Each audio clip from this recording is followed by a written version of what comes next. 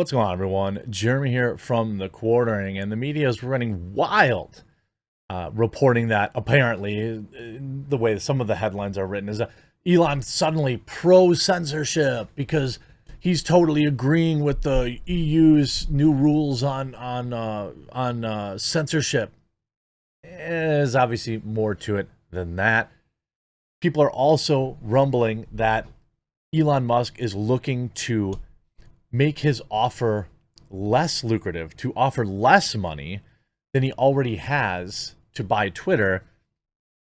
And crazy short sellers are jumping all over it, hoping that he tanks the Twitter stock price. I don't it's like, just let the dude buy Twitter and fix it. I mean, he has the weight of the entire mainstream media, all his weirdo haters, short sellers like Bill Gates and all sorts of people like that trying to stop this.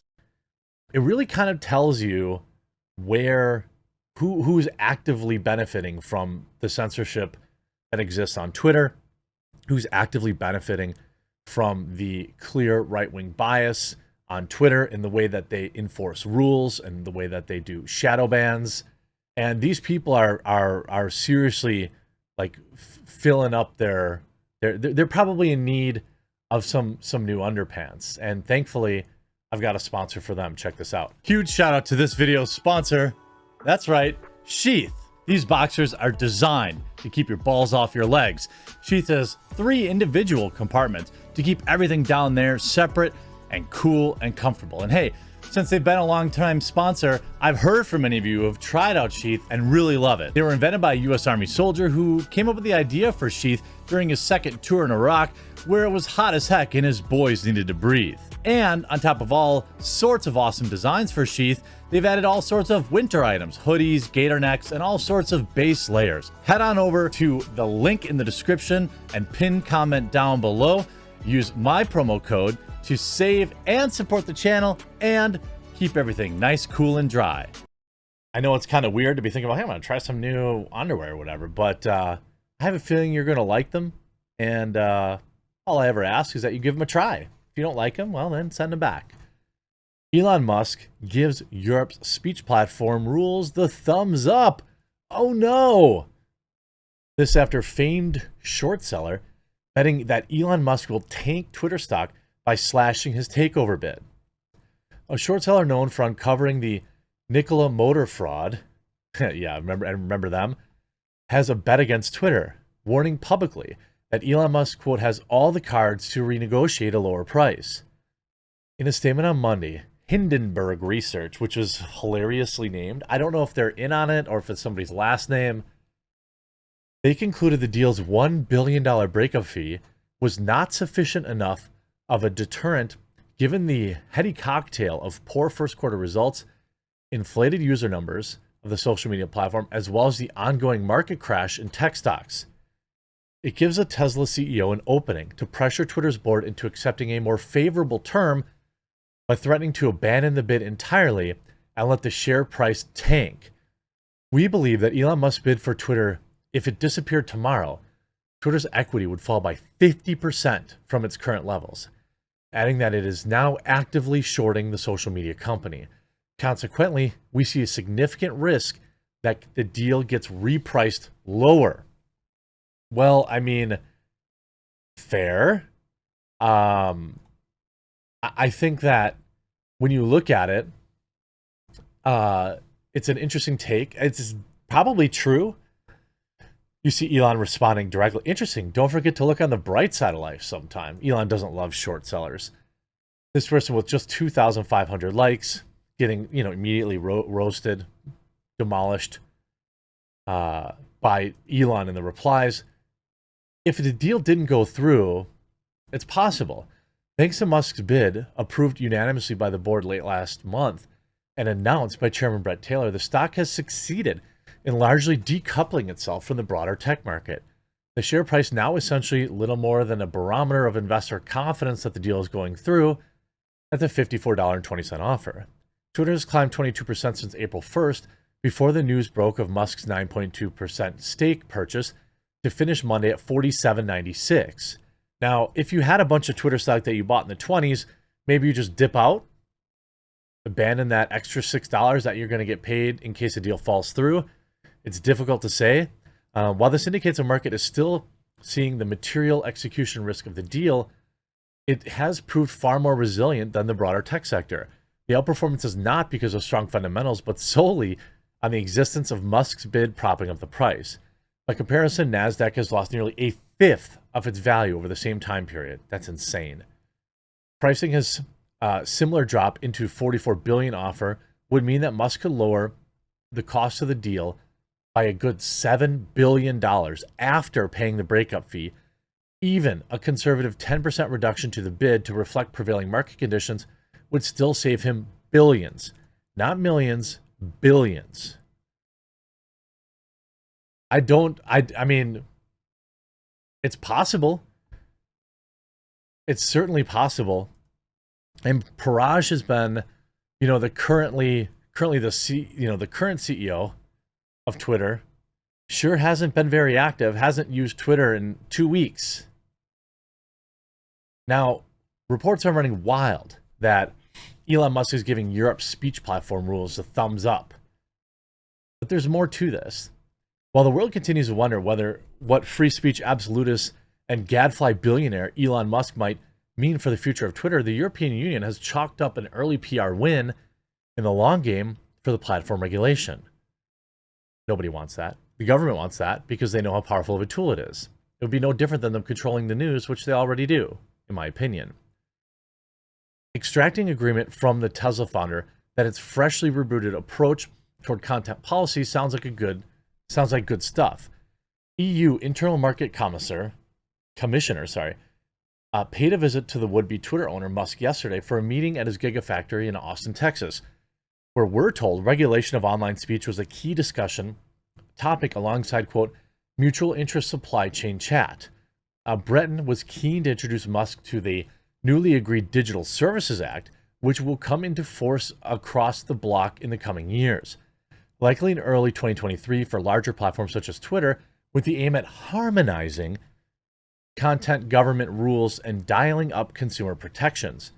Breaches of this regulation, meanwhile, can attract fines up to 6% of its global annual turnover. We see this constantly, these kind of rules constantly used against Google and Twitter by the EU and the United States. And then, Google pays a $50 million fine. Everybody gets paid along the way, and then nothing changes. Asked whether the newly agreed regulation fits with his planned approach for Twitter, Musk responded, I think it's exactly aligned with my thinking.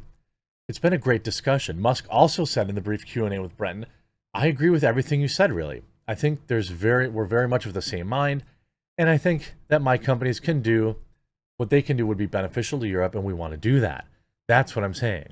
On social media, they had constructive exchange on the impact of the recently adopted EU Digital Services Act online platforms in areas such as freedom of speech, algorithm transparency, or user responsibility.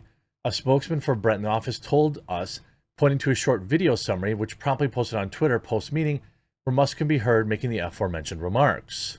You see the video here. So we are in Austin together with Elon Musk. Thank you very much, Elon, for welcoming me. Thank you. Most welcome. And of course, we discussed many issues. And Elon never knows what to do with his hands. Happy to be able to explain to you the DSA, a new regulation in Europe. And I think that now you understand very well. It fits pretty well with what you think we should do on a platform. No, I think it's exactly aligned with my thinking. I think I very much agree with. It's been a great discussion, and I really think I agree with everything you said. Really, I think we're very much of the same mind, and I think just anything that my companies can do that would be beneficial to Europe, we want to do that. That's what I say. No, thank you very much. That's again a good example. Then when we see that it could be some differences, especially when we are speaking things so important for our fellow citizens, yes, as in life and the digital space.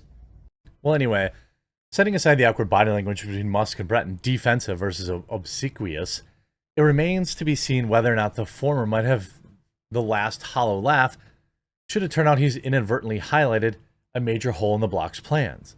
In recent weeks, since the news of Musk's bid to buy Twitter broke, he suggested his rule of thumb for monitoring speech on the social platform will cleave to local laws that require the removal of illegal speech, but leave pretty much everything else up, which could mean he'll happily open the floodgates to toxic abuse and mindless conspiracy theories, aka legal but harmful speech.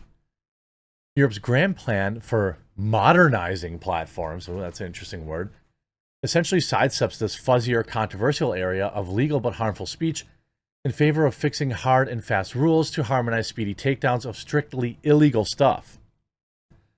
So perhaps no wonder that Musk came with this meeting with the EU Commissioner professing their approaches align, assuming Britain's core message was that the rules focus on illegal speech. Confirmation bias is a heck of a drug. That said, the EU lawmakers do have a number of softer mechanisms in the pipe to tackle fuzzier content problems such as disinformation and to set transparency rules around political ads.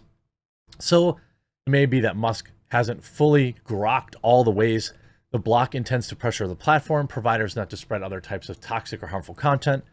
If he succeeds in buying Twitter, one thing is clear: Musk will be fielding many more requests and meetings from lawmakers from home and abroad. And if he chooses to pull out the speech stops and let the toxic abuse and damaging disinformation rip, he'll quickly find a lot of the requests turning into hard and fast demands. Well, I mean, I think people are like, oh my God, Elon's abandoning us.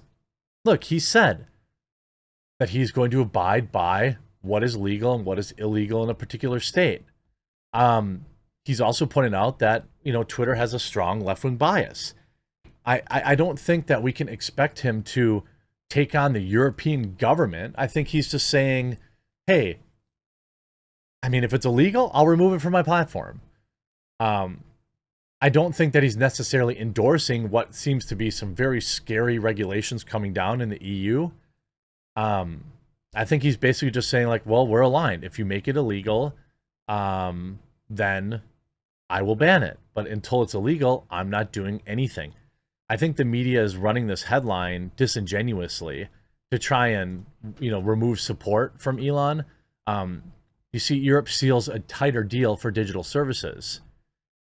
Europe is, I saw Dank this morning retweet somebody. I think it was a new rule in the EU. EU Commission is expected to publish the draft of a law on, quote, chat control tomorrow. Lawmakers seek AI-based checks on all messages, content, and images directly on users' devices. Critics say this is an attack on digital privacy of correspondence and leads to mass surveillance. Yeah, it does. Not even China goes that far, according to Dank, and like that would be true. So, keeping an eye on what's going on in Europe is important. And I think that him supporting EU censorship is kind of a nothing burger, as long as he just sticks to his, I'm only going to remove what's illegal. He can't control what a nation makes illegal. All he can do is abide by those rules if he wants to operate in that country. He could, I don't know, remove Europe from allowing to use Twitter, but I'm not sure what people really expected. I hope you enjoyed this video. We'll talk to you again real soon.